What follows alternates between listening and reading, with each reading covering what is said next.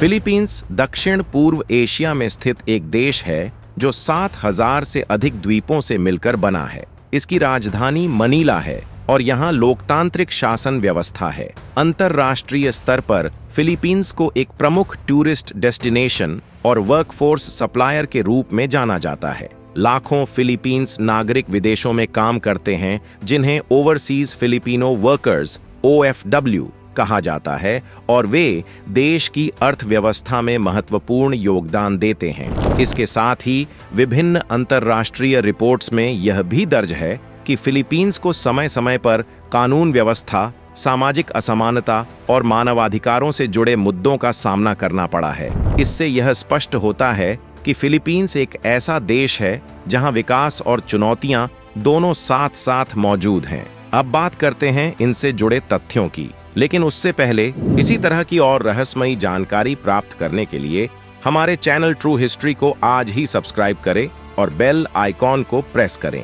Fact number 1, Philippines का drug war. साल 2016 से 2022 के बीच फिलीपींस में सरकार द्वारा ड्रग्स के खिलाफ एक सख्त अभियान चलाया गया, जिसे आमतौर पर ड्रग वॉर कहा जाता है। यह अभियान तत्कालीन राष्ट्रपति रोड्रिगो डुतेर्ते के कार्यकाल में शुरू हुआ था। सरकार का आधिकारिक उद्देश्य देश में बढ़ते नशे के कारोबार और उससे जुड़ी आपराधिक गतिविधियों पर नियंत्रण पाना था। फिलीपींस सरकार द्वारा जारी आंकड़ों के अनुसार इस अभियान के दौरान हजारों लोगों की मौतें दर्ज की गईं। सरकार का कहना रहा कि इनमें से कई मौतें पुलिस ऑपरेशंस के दौरान हुईं। वहीं दूसरी ओर संयुक्त राष्ट्र, ह्यूमन राइट्स वॉच और एमनेस्टी इंटरनेशनल जैसी अंतर्राष्ट्रीय संस्थाओं ने अपनी रिपोर्ट्स में यह दर्ज किया कि कई मामलों में कानूनी प्रक्रिया पूरी नहीं की गई और मानवाधिकार उल्लंघन के गंभीर आरोप सामने आए।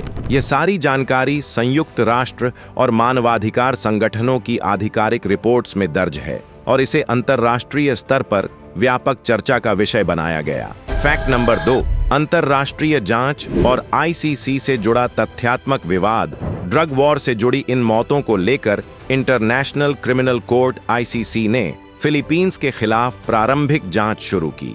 ICC का उद्देश्य यह समझना था कि क्या इन मामलों में अंतर्राष्ट्रीय कानून और मानवाधिकार नियमों का उल्लंघन हुआ है। हालांकि फिलीपींस सरकार ने इस जांच पर आपत्ति जताते हुए इसे देश का आंतरिक मामला बताया और ICC के अधिकार क्षेत्र पर सवाल उठाए। सरकार का तर्क था कि फिलीपींस की न्यायिक प्रणाली अपने नागरिकों से जुड़े मामलों को स्वयं संभालने में सक्षम है। इस मुद्दे पर फिलीपींस और अंतर्राष्ट्रीय संस्थाओं के बीच एक कानूनी और कूटनीतिक विवाद सामने आया, जिसे संयुक्त राष्ट्र और अन्य वैश्विक मंचों पर भी उठाया गया। ये सभी बातें सरकारी बयानों और ICC के दस्तावेजों में दर्ज हैं और सार्वजनिक रिकॉर्ड का हिस्सा हैं। फैक्ट नंबर 3, गरीबी और सामाजिक वास्तविकता। वर्ल्ड बैंक और फिलीपींस सरकार के आधिकारिक आंकड़ों के अनुसार फिलीपींस की एक बड़ी आबादी आज भी निम्न आय वर्ग में आती है या फिर गरीबी रेखा के बेहद करीब जीवन जी रही है।